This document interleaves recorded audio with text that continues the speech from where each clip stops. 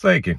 Kopš manas nekolaboranta asiņainā padomju okupācijas varas tiesneša Romalda Vansaviča tiesas prāvas, kurā tiesā aizgūtnēm meloja Juras Tukāna marionete prokurors Kaspars Andriuškins, man nebija gadījies dzirdēt, ka kāds prokurors tiesas sēdē tiesai melo tik aizgūtnēm, tik enerģiski un tik nekaunīgi, kā to vakar tā saucamā Šmerļa šāvēja tiesas prāvas sēdē meloja prokurors Sladzevskis.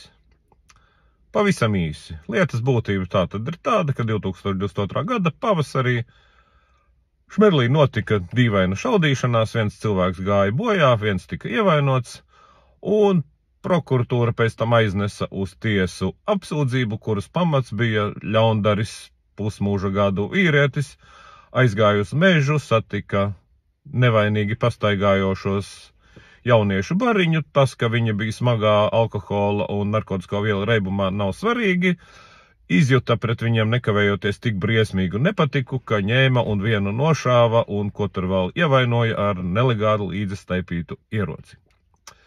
Tas, ka ierocis netika atrasts, policija un prokuratūra neuztrauca ne pa kripatu.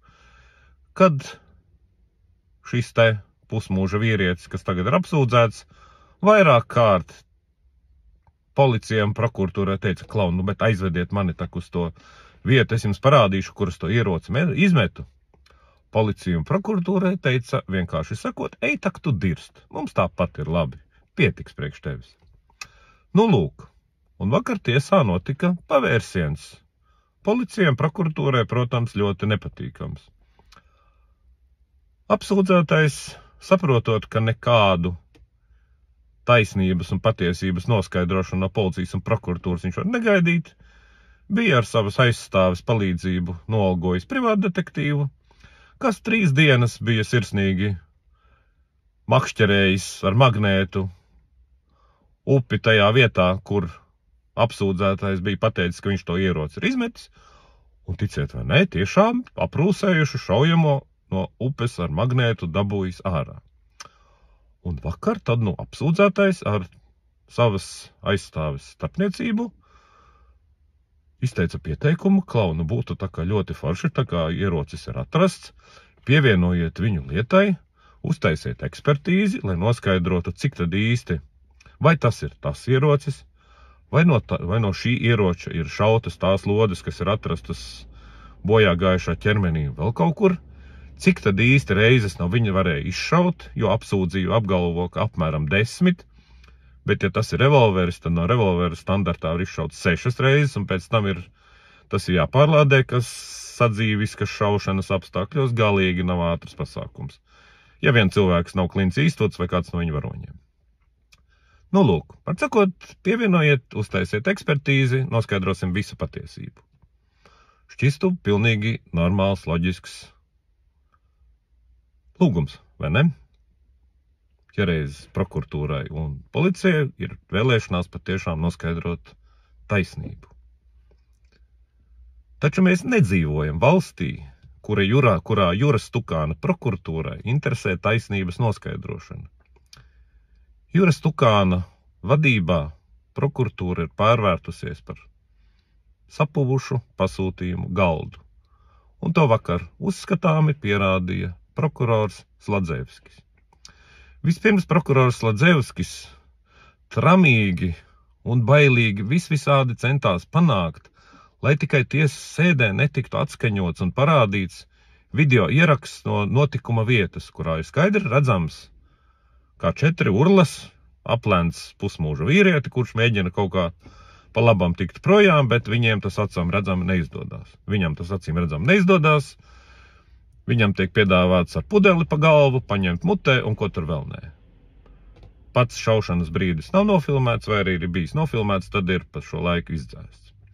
Nu lūk, prokurors Sladzevska izmisīgie pūliņi nevainagojās panākumiem, tiesa lika video noskatīties, un pēc tam sekoja aizstāves lūgums par atrastā ieroča pievienošanu. Ko uz to mums pateica prokurors Sladzevskis? Te jāpiebilst, ka prokurors Sladzevskis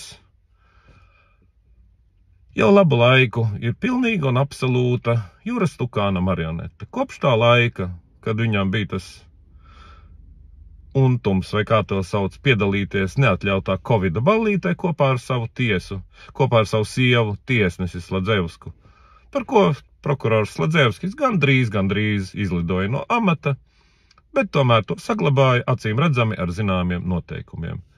Darīt tad, ko vajag, un to, ko vajag pasūtītājiem, lai kā tas arī izklausītos. Tad nu vakar prokurors Sladzevskis arī cēla galdā šādus argumentus. Pirmkārt, ka izmeklēšanā jau esot noskaidrots ieroča tips, tā ka nekas nesot noskaidrojums. Tie bija meli. Izmeklēšanā nav noskaidrots šaujam ieroča tips. Vai tas bija pistole, revolveris vai velnzin kas. Pēc tam prokurors Sladzevskis sāka melot un dezinformēt par to, ka par atrasto ieroci taču būs cits krimināla process. Un ja nu tur kaut kas atklāsies, tad jau vienmēr varēs pieprasīt tā krimināla procesa ekspertīžu rezultātus un taisnība noskaidrosies. Neviens prokurors Latvijas Republikā nevar būt tāds idiots, lai nesaprastu, ka vienā krimināla procesā pētāma šaujamieroča ekspertīzes rezultāti nekādā veidā nav saistāmi ar citā krimināla procesā esošām lodēm. Kamēr šīs te lodes netiek izpētītas saistībā ar konkrēto šaujamieroci.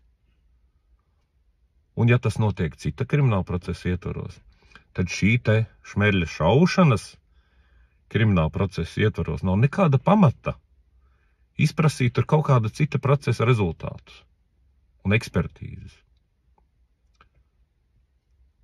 Taču prokurors Sladzevskis vai nu uzskatīja tiesu par stulbeņiem, vai gluži vienkārši darīja to, kas viņam jādara. Un visbeidzot, protams, prokurors Sladzevskis, kaut arī labi zina, ka apsūdzētais ir cietumā notupējis apcietinājumā jau gandrīz 2,5 gadus, un policijai un prokuratūrai bijis nospļauties par ieroča meklēšanu, par taisnības noskaidrošanu, pēkšņi sāka vispirmām kārtām pārmest apsūdzētājiem, kāpēc viņš tikai tagad ir samaksājis privāta detektīvam naudu, lai tas sameklē ieroci. Kad patiesībā ierocis būtu jāmeklē policijai un prokuratūrai, vai ne? Un ka vispār šī te ieroča tagad pievienošana un ekspertīze traucēšot lietas izskatīšanu saprātīgos termiņos. Tas ir tas, kas interesē Juras Tukāna koruptūru. Nevis taisnības noskaidrošana, bet gan lietas izskatīšana saprātīgos termiņos.